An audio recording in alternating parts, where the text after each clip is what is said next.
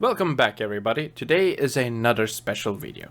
This is something for my personal collection. Before I get into it, remember to like, subscribe and check out my website, link is in the description, for the usual show off of my skills and past commission works, as I make model commissions ranging from 172 or smaller to up to 116.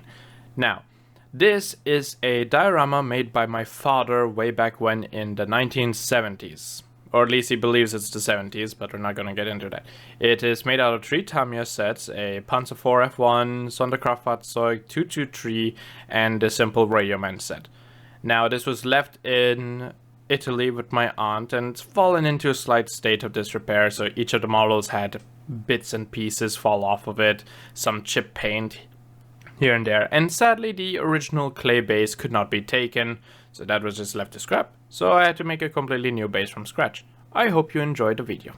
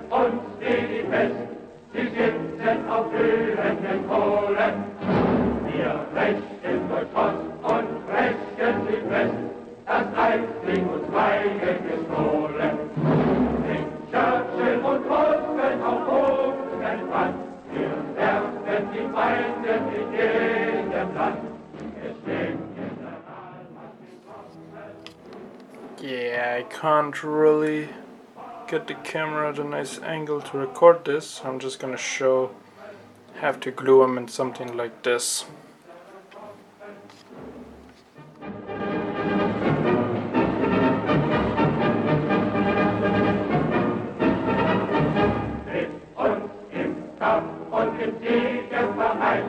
Marschieren Italien Scharen, bis einst die Sonne des Friedens zu sein und wieder für Deutschland wir fahren. Doch endlich die feindliche Kurve fand,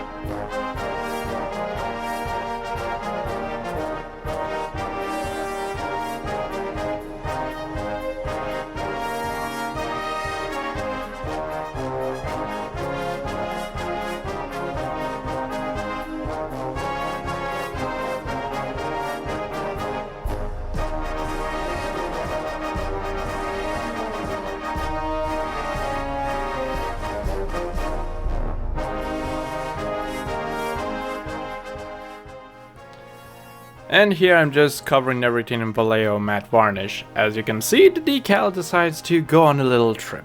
Yeah, a couple of these decals were, I would not say really coming off, they were basically off, but yeah, just reattach it again in the matte, in the varnish layer, and it actually stuck there quite well, and honestly you can't ever tell that the decal flew off.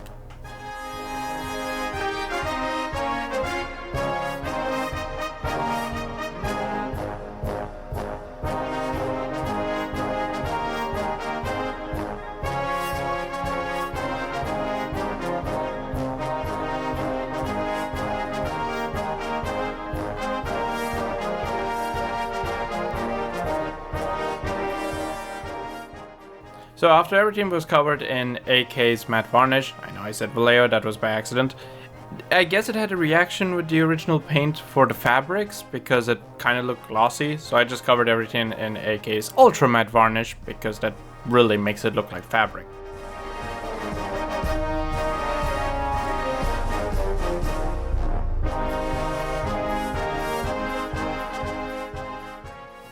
So I like to use these cheap frames from a nearby shop in my area. It ain't the best solution, but to get XPS foam over here is actually surprisingly expensive and tedious to do at times. I mean, already to get a Rubinock all was surprisingly difficult around here and expensive. So yeah, this is my solution. It's a bit awkward, but I'm gonna keep doing it because at least it gives a nice frame. Although the next diorama I'll try to make, I'm gonna go with a way to fill it out, not to have it hollow like I do over here or with my P26/40 diorama.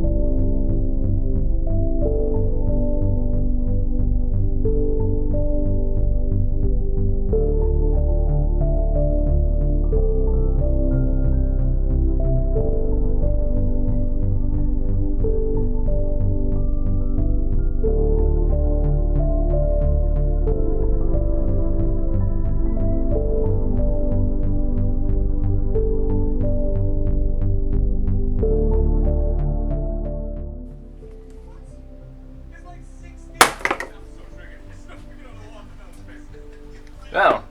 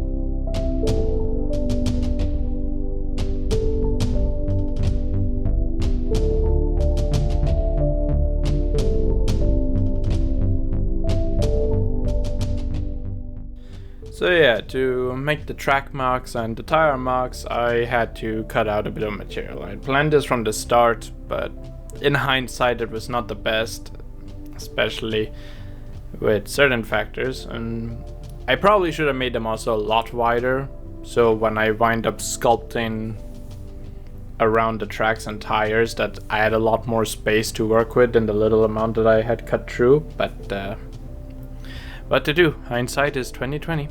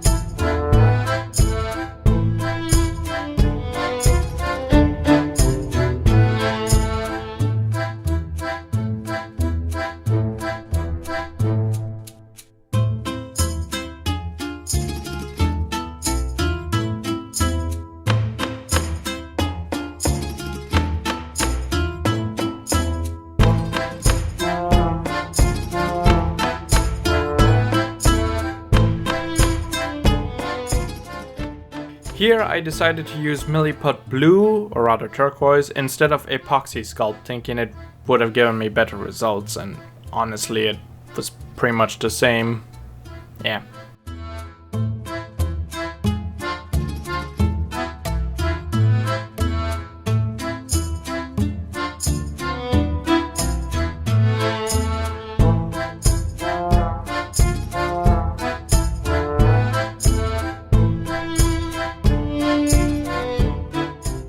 Here I proceed to start to apply the sand, and ironically enough the best thing is these €1 1 liter bottles of Deco sand. I have coarse and a super fine one. Fantastic, I've used them on anything that I really need to have some ground texture.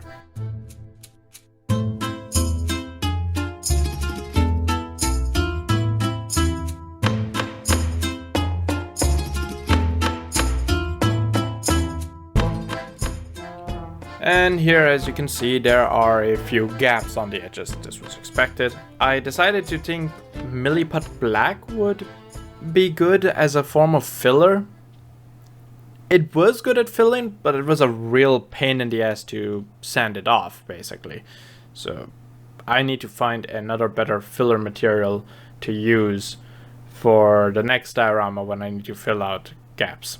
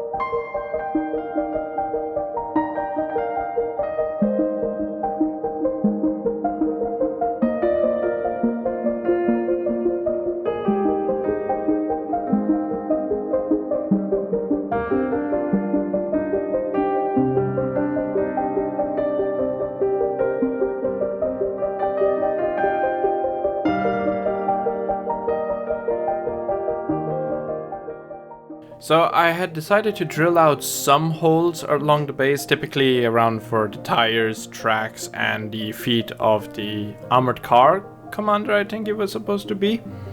Basically, when I applied glue to finally stick down those models in place, it gave it far better adhesion to the board.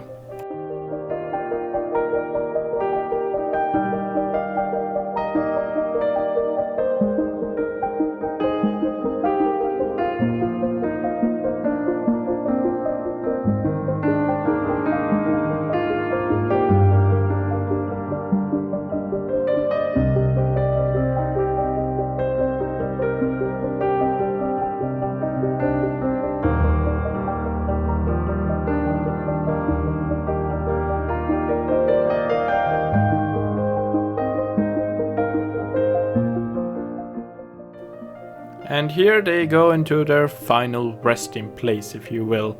Well, that's until something else decides to break these models off of their base.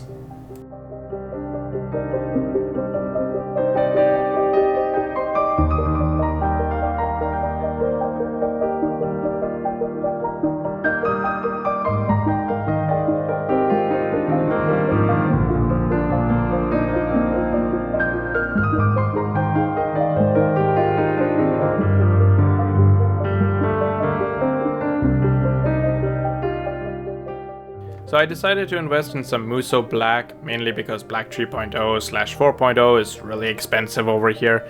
I wanted a really nice black board, kind of like Boylite Hobby Times builds. Either way, I like it. It's a little bit too weak, and sadly if you try to use any varnish it ruins the black look, so yeah.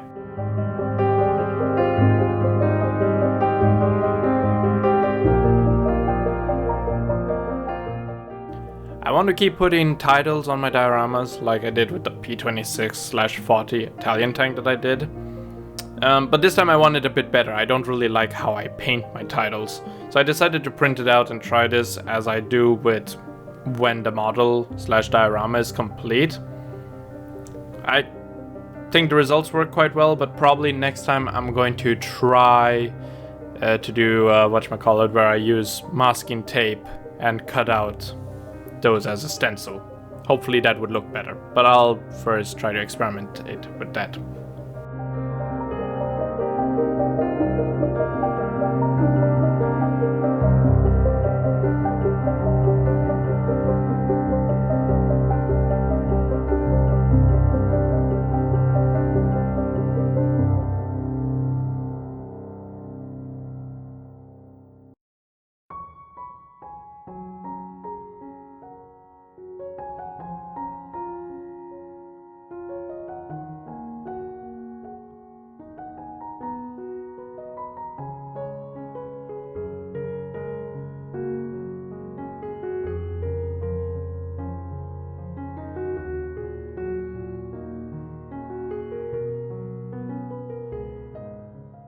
So yeah, this attempt didn't really work out. I didn't get it on camera, but when I went to peel off the masking tape, it tore off some of the title with it, basically. Effectively just ruining it, and I didn't really want to repaint it, so since it was still in a good enough place, I just removed that one and reprinted out another one, because also that one was a bit too big for the diorama base, so printed out another one that was a bit smaller, glued it, and just painted it on the diorama base. Yes, it was a pain in the ass, but this came out a whole lot better than the first. So here I'm using a wash to better blend the wheels and tracks into the base, but along with the wash there was also some glue added to it, so it basically acted as a further anchor to the model as a whole, because instead of just, it was basically covering it.